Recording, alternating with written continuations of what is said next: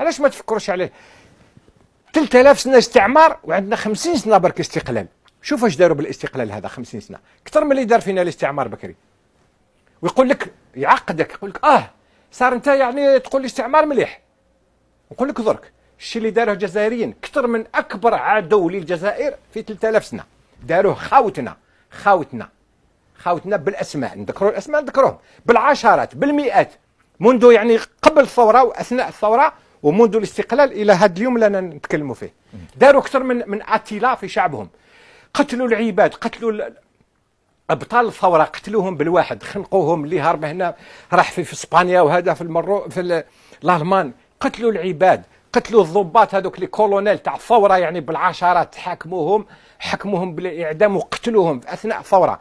واليوم راهم يقتلوا في امه، في مستقبل امه، على جال ان كلون، جماعه. مسيو